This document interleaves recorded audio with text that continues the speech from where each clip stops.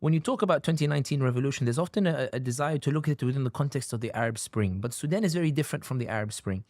Sudan in 2019 was seen as the result of the 30 years of sanctions, which is why when Omar Bashir's government was toppled, the Sudanese people felt they did a revolution, but Washington believed wholeheartedly that Bashir had been toppled as a result of sanctions, that they had squeezed the economy enough to finally force people out onto the streets to topple al-Bashir, and therefore Washington would dictate the terms, not the Sudanese. That it would be Washington who dictate the terms, not the Sudanese, in the way perhaps that the Tunisians had dictated their own transition in Tunisia itself, which is why that the Sudanese were stunned that even after toppling al-Bashir, they could not dictate the terms of the transition agreement. And unless Washington would finance Sudan, none of the other nations would come and finance Sudan itself. The Qataris were not willing to put finances in, neither were the UAE, neither were Saudi Arabia, because they wanted to see changes first take place to the state, as with Washington itself.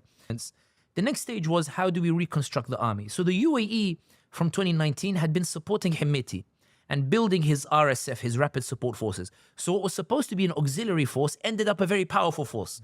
So Hemeti's forces went and fought in Yemen. They went to fight in Libya. They went to fight in other arenas. The UAE training these forces to become like a proper army. And the suggestion was that Washington would agree to the army being dismantled and that the RSF would be the new core on which the army would be built around.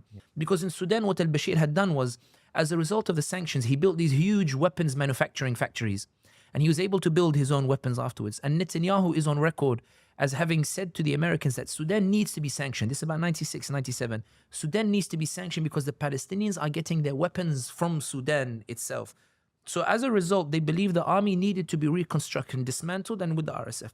In 2021, when it came to the time to hand over power to the civilian, of course, the army said, no, absolutely not, because we know what's happening in it. So when the leftist parties found it was very difficult to dismantle the army, that's when they asked Hemeti to go and get rid of Burhan. So there was an agreement, even with some elements of the army, that Hemeti would go and assassinate Burhan, take over power, and then dismantle the army and put the RSF as the new core, and then bring these leftist parties into power, and Washington and the UAE would together embark on these ideological changes to the state that the Americans desired and for which they imposed the 30 years of sanctions for.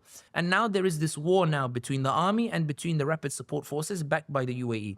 The army made some gains, but then the UAE amplified its support for the RSF. And that's why you see that Washington is very timid in what it says about Sudan, because Washington also believes that the ideological changes it wants to bring to the state is unique to the RSF.